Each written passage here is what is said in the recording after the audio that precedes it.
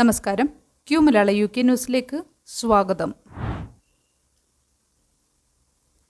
US Iran താൽക്കാലിക വെടിനിർത്തൽ കരാർ. മിഡിൽ ഈസ്റ്റിൽ പ്രതീക്ഷയുടെ നാളുകൾ. മിഡിൽ ഈസ്റ്റിൽ സംഘർഷങ്ങൾക്ക് താൽക്കാലിക ആശ്വാസമേകി അമേരിക്കയും ഇറാനും തമ്മിൽ 2 ആഴ്ചത്തെ വെടിനിർത്തൽ കരാറിൽ ഒപ്പുവെച്ചത് നിർണായക വഴിത്തിരിവായി. പാകിസ്ഥാൻ പ്രധാനമന്ത്രി ഷെഹ്ബാസ് ഷെരീഫിന്റെ മധ്യസ്ഥതയിൽ നടന്ന ചർച്ചകളെ തുടർന്നാണ് US പ്രസിഡന്റ് ട്രംപ് വെടിനിർത്തൽ അംഗീകരിച്ചത്. ഇറാൻ മുന്നോട്ടുവെച്ച 10 പ്രധാന ആവശ്യങ്ങൾ അംഗീകരിച്ചിട്ടുള്ള ചർച്ചകൾക്ക് ട്രംപ് ഭരണകൂടം സമ്മതിച്ചതാണ് ഈ നയതന്ത്ര വിജയത്തിന് പിന്നിലെ പ്രധാന കാരണം. ഹോർമോസ് കടലിടുക്കിലൂടെയുള്ള ചരക്ക് നീക്കം പുനരാരംഭിക്കാമെന്ന വ്യവസ്ഥയിലാണ് US പ്രസിഡന്റ് ഡൊണാൾഡ് ട്രംപ് വെടിനിർത്തൽ അംഗീകരിച്ചത്. ഇറാന്റെ അടിസ്ഥാന സൗകര്യങ്ങൾ ലക്ഷ്യമിട്ടുള്ള സൈനിക നീക്കങ്ങൾ അമേരിക്ക നിർത്തിവച്ചിട്ടുണ്ട്. ഉപരോധങ്ങൾ നീക്കുന്നതിലും സൈന്യത്തെ പിൻവലിക്കുന്നതിലും വാഷിംഗ്ടൺ എത്രത്തോളം വിട്ടുവീഴ്ച ചെയ്യുമെന്നത് വ്യക്തമല്ലെങ്കിലും ഈ 2 ആഴ്ചത്തെ സമയം ഇരു രാജ്യങ്ങൾക്കും നിലപാടുകളിൽ നിന്ന് പിന്മാറാനുള്ള അവസരമാണ്. വെടിനിർത്തൽ പ്രഖ്യാപനത്തിന് പിന്നാലെ ആഗോള വിപണിയിൽ എണ്ണവിലയിൽ വൻ ഇടിവ് രേഖപ്പെടുത്തി. വെള്ളിയാഴ്ച ഇസ്ലാമാബാദിൽ നടക്കുന്ന സമാധാന ചർച്ചകൾ മേഖലയുടെ ഭാവിയെ നിർണ്ണയിക്കും. ബ്രിട്ടീഷ് വാഹന ഉടമകൾക്ക് തിരിച്ചടി. റോഡ് ടാക്സ് വർദ്ധിപ്പിച്ചു. പുതിയ സാമ്പത്തിക വർഷം ആരംഭിച്ചതോടെ ബ്രിട്ടനിലെ വാഹന ഉടമകൾക്ക് തിരിച്ചടിയായി റോഡ് ടാക്സ് അഥവാ വെഹിക്കിൾ എക്സൈസ് ഡ്യൂട്ടി വർദ്ധിപ്പിച്ചു.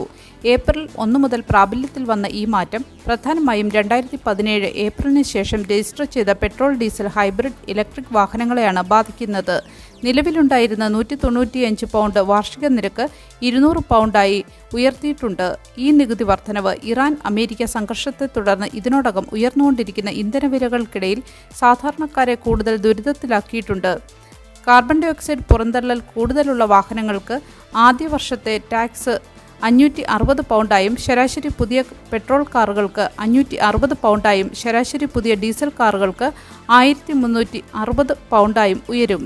255 gram per kilometre carbon dioxide പുറന്തള്ളുന്ന കാറുകൾക്ക് ആദ്യ വർഷത്തെ നിരക്ക് £5690 ഉയരും. ഇത് കഴിഞ്ഞ വർഷത്തെ അപേക്ഷിച്ച് £200 വർധനവാണ്. അടിമക്കച്ചവടത്തിനുള്ള നഷ്ടപരിഹാരം. കോമൺവെൽത്ത് രാജ്യങ്ങളുടെ ആവശ്യം ശക്തം. ബ്രിട്ടനിൽ ഭിന്നത. അടിമക്കച്ചവടത്തിനും കൊളോണിയൽ ചൂഷണത്തിനും നഷ്ടപരിഹാരം ആവശ്യപ്പെട്ട കോമൺവെൽത്ത് രാജ്യങ്ങൾ രംഗത്ത്. ഈ ആവശ്യം ഉന്നയിക്കുന്ന രാജ്യങ്ങളിൽ നിന്നുള്ളവർക്ക് വിസ നിഷേധിക്കുമെന്ന റിഫോം UK പാർട്ടിയുടെ പ്രഖ്യാപനം ബ്രിട്ടനിൽ വലിയ വിവാദങ്ങൾക്ക് വഴിവെച്ചിരിക്കുകയാണ്. ഈ നടപടി ബ്രിട്ടനെ ലോക രാഷ്ട്രീയത്തിൽ ഒറ്റപ്പെടുത്തുമെന്നും വ്യാപാര ബന്ധങ്ങളെ ബാധിക്കുമെന്നും രാഷ്ട്രീയ നിരീക്ഷകർ മുന്നറിയിപ്പ് നൽകുന്നു. ഘാന, ജമൈക്ക, ശ്രീലങ്ക തുടങ്ങിയ രാജ്യങ്ങൾ ബ്രിട്ടനിൽ നിന്ന് നഷ്ടപരിഹാരം ആവശ്യപ്പെട്ടിട്ടുണ്ട്. എന്നാൽ ഈ ആവശ്യം നിറവേറ്റില്ലെന്ന് UK വ്യക്തമാക്കിയെങ്കിലും ചില സാമ്പത്തിക സഹായങ്ങൾ വാഗ്ദാനം ചെയ്തിട്ടുണ്ട്. അടിമക്കച്ചവടത്തിൻ്റെ ക്രൂരതകൾ ചരിത്രപരമായ കുറ്റകൃത്യമാണെന്നും നഷ്ടപരിഹാരം എന്നത് കേവലം പണമല്ല, മറിച്ച് അംഗീകാരവും സത്യസന്ധതയും ഘടനാപരമായ നവീകരണവുമാണെന്ന് പല നേതാക്കളും ചൂണ്ടിക്കാണിക്കുന്നു. ബ്രിട്ടൻ അടിമക്കച്ചവടത്തിന് ഇതുവരെ ഔദ്യോഗികമായി മാപ്പ് പറഞ്ഞിട്ടില്ലെന്നതും ശ്രദ്ധേയമാണ്. ബെഡ്ഫോർഡ് മലയാളി സമൂഹത്തിന് തീരാ ദുഃഖം. ഡോക്ടർ ജോയ് മാതേക്കൻ നിര്യാതനായി. ബെഡ്ഫോർഡ് മലയാളി സമൂഹത്തെ വേദനിപ്പിച്ച് മുതിർന്ന UK മലയാളിയും ഡോക്ടറുമായ ഡോക്ടർ ജോയ് മാതേക്കൻ നിര്യാതനായി. കഴിഞ്ഞ 18 വർഷമായി ബെഡ്ഫോർഡിലെ മലയാളി സമൂഹത്തിൽ സജീവമായിരുന്ന അദ്ദേഹത്തിൻ്റെ വിയോഗം ഒരു തീരാ ദുഃഖമായി മാറിയിരിക്കുന്നു. അസുഖത്തെ തുടർന്ന് ശസ്ത്രക്രിയയ്ക്ക് വിധേയനായിരിക്കെയാണ് അപ്രതീക്ഷിത വിയോഗം. കോഴിക്കോട് മെഡിക്കൽ കോളേജിൽ നിന്ന് MBBS പൂർത്തിയാക്കിയ ശേഷം അയർലൻഡിൽ സർജിക്കൽ ട്രെയിനിങ് നേടിയ ഡോക്ടർ ജോയ് നാട്ടിലും വിദേശത്തും നിരവധി ആശുപത്രികളിൽ സേവനമനുഷ്ഠിച്ചിട്ടുണ്ട്. അവസാന 18 വർഷം ബെഡ്ഫോർഡിലെ സേവനത്തിന് ശേഷം സ്കോട്ട്ലൻഡിലെ ഫാൽക്കിർക്കിലേക്കും പിന്നീട് ബെഡ്ഫോർഡിലേക്കും എത്തുകയായിരുന്നു. അദ്ദേഹത്തിൻ്റെ ഭൗതിക ശരീരം ഇന്ന് രാവിലെ 10:45 ബെഡ്ഫോർഡിലെ സെൻറ്റ് ജോസഫ്സ് പള്ളിയിൽ വിശുദ്ധ കുർബാനയ്ക്കും ചടങ്ങുകൾക്കും ശേഷം 12 മണിയോടെ നോർത്ത് റോഡ് സെമിത്തേരിയിൽ സംസ്കരിക്കും. Saint Alphonse Syro Malabar mission അനുശോചനം രേഖപ്പെടുത്തി. വിദ്യാർത്ഥി വായ്പ പലിശ നിരക്ക് 6% പരിമിതപ്പെടുത്തി താൽക്കാലിക ആശ്വാസവുമായി സർക്കാർ. ഇംഗ്ലണ്ടിലെ പ്ലാൻ 2, പ്ലാൻ 3 വിദ്യാർത്ഥി വായ്പകളുടെ പലിശ നിരക്ക് സെപ്റ്റംബർ മുതൽ പരമാവധി 6% പരിമിതപ്പെടുത്തുമെന്ന് സർക്കാർ പ്രഖ്യാപിച്ചു. ആഗോള സാമ്പത്തിക അനിശ്ചിതത്വം, പ്രത്യേകിച്ച് മിഡിൽ ഈസ്റ്റ് സംഘർഷങ്ങളെ തുടർന്നുണ്ടായേക്കാവുന്ന പണപ്പെരുപ്പത്തിൻ്റെ ആഘാതത്തിൽ നിന്ന് വിദ്യാർത്ഥികളെ സംരക്ഷിക്കാനാണ് ഈ നടപടി. 2012 മുതൽ 2023 വരെ ഇംഗ്ലണ്ടിൽ ഉന്നത വിദ്യാഭ്യാസം നേടിയ വിദ്യാർത്ഥികൾക്ക് ഇത് ആശ്വാസകരമാകും. നാഷണൽ യൂണിയൻ ഓഫ് സ്റ്റുഡൻസ് ഈ നീക്കത്തെ സ്വാഗതം ചെയ്തെങ്കിലും വിദ്യാർത്ഥി ഫിനാൻസ് സംവിധാനത്തിലെ അപാകത പരിഹരിക്കാൻ ഇത് പര്യാപ്തമല്ലെന്നും വരുമാനത്തിനനുസരിച്ചുള്ള തിരിച്ചടവ് പരിധി ഉയർത്തണമെന്നും ആവശ്യപ്പെട്ടു. നിലവിൽ പ്ലാൻ 2 വായ്പകൾക്ക് RBI പലിശ നിരക്കിനൊപ്പം 3% വരെ കൂട്ടി വായ്പ നൽകുന്നു. ഇറാൻ യുദ്ധത്തിന്റെ പശ്ചാത്തലത്തിൽ വർദ്ധിച്ചുവരുന്ന പണപ്പെരുപ്പം കണക്കിലെടുത്താണ് ഈ താൽക്കാലിക പരിഷ്കാരം നടപ്പാക്കുന്നത്. UK-യിൽ ഡോക്ടർമാരുടെ സമരം തുടരുന്നു. ആരോഗ്യമേഖലയ്ക്ക് പ്രതിദിനം 50 മില്യൺ പൗണ്ട് നഷ്ടം. വേതന വർധനവ് ആവശ്യപ്പെട്ട് UK-യിലെ ഡോക്ടർമാർ നടത്തുന്ന 6 ദിവസത്തെ സമരം ആരോഗ്യമേഖലയിൽ വലിയ പ്രതിസന്ധി സൃഷ്ടിക്കുന്നു. സമരം കാരണം NHSന് പ്രതിദിനം ഏകദേശം 50 മില്യൺ പൗണ്ട് നഷ്ടമുണ്ടാകുന്നതായാണ് സർക്കാർ വിലയിരുത്തുന്നത്. 2008 മുതലുള്ള കാലയളവിൽ യഥാർത്ഥ വേതനം ഏകദേശം 20% കുറഞ്ഞുവെന്നാണ് ബ്രിട്ടീഷ് മെഡിക്കൽ അസോസിയേഷൻ പറയുന്നത്. ഡോക്ടർമാർക്ക് 3.5% വാർഷിക വേതന വർധനവ് സർക്കാർ വാഗ്ദാനം ചെയ്തിട്ടുണ്ടെങ്കിലും അത് തങ്ങളുടെ ആവശ്യങ്ങൾ നിറവേറ്റുന്നില്ലെന്ന് അവർ പറയുന്നു. ചർച്ചകൾ പുരോഗമിക്കുന്നതിനിടെ സർക്കാർ അവസാന നിമിഷം നിബന്ധനകൾ മാറ്റിയതാണ് ധാരണ പാളിയതെന്നും ആരോപണമുണ്ട്. ഇത് കാരണം ചികിത്സ വൈകുകയും സേവനങ്ങൾ തടസ്സപ്പെടുകയും ചെയ്യുന്നു.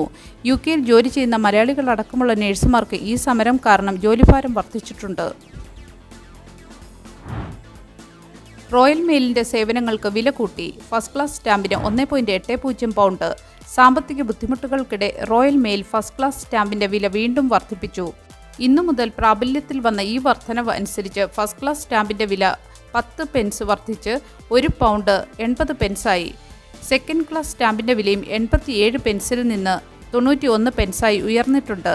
കഴിഞ്ഞ 5 വർഷത്തിനിടെ ഇത് 8ാം തവണയാണ് കമ്പനി സ്റ്റാമ്പിന്റെ വില വർദ്ധിപ്പിക്കുന്നത്.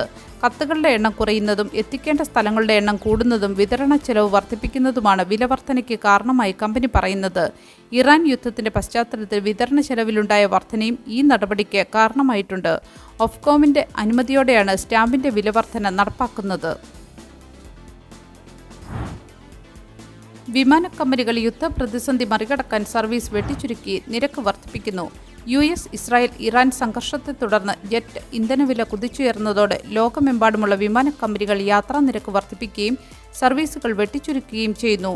Air India, Air New Zealand, China Eastern Airlines, Korean Air, United Airlines, Air France, KLM, Cathay Pacific തുടങ്ങിയ വിമാന കമ്പനികൾ ഇതിനോടകം ടിക്കറ്റ് നിരക്ക് വർദ്ധിപ്പിക്കുകയോ ഇന്ധന സർചാർജ് കൂട്ടുകയോ ചെയ്തിട്ടുണ്ട്.